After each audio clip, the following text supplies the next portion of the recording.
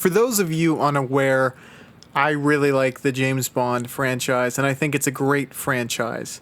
The leading role has been taken in many different directions, making the new choice of who's going to play Bond a good determinant as to where the series is going to go moving forward.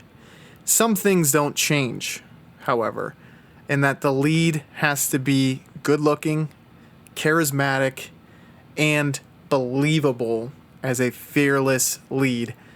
And I have 9 recommendations that I would like to see filling the 007 role. And up first is Aaron Taylor Johnson.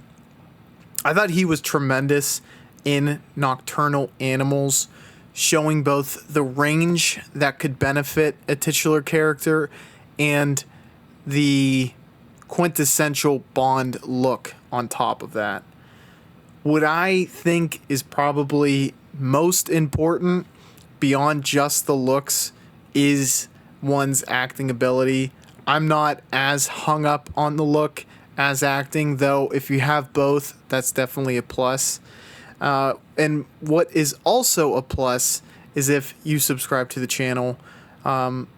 I have a James Bond retrospective video on my channel that if you're watching this, I think you're really going to like, and I appreciate the support that you give by subscribing.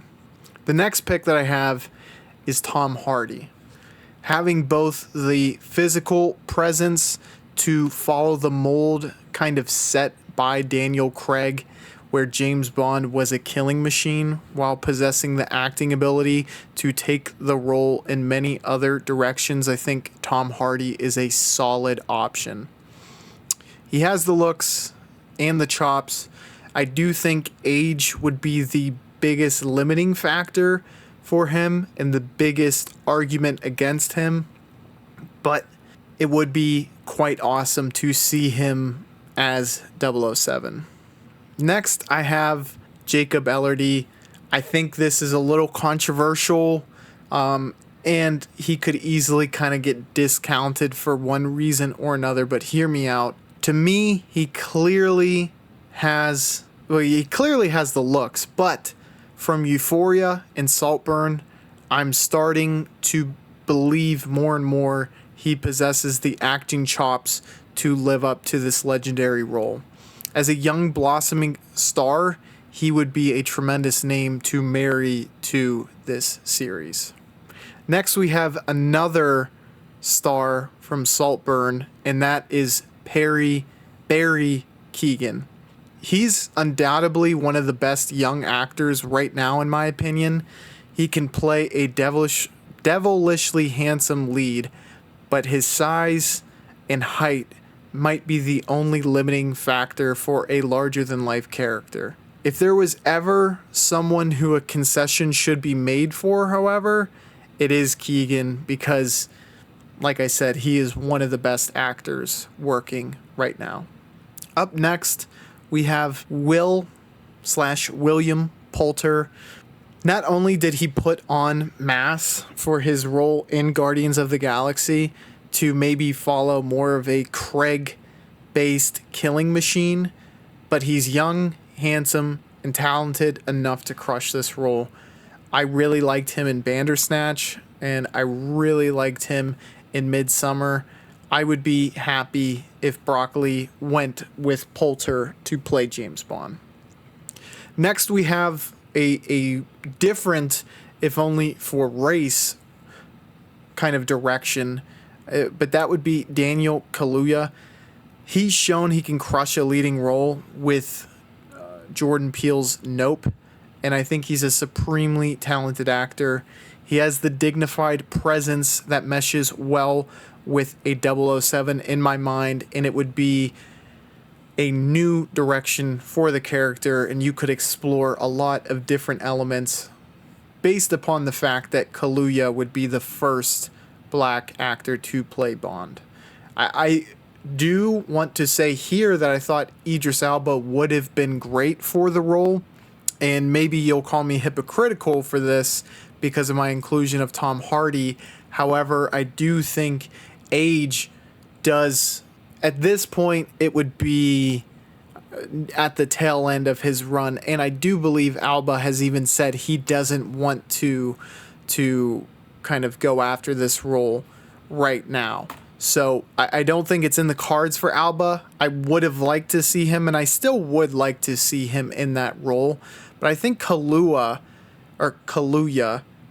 would do justice by the role.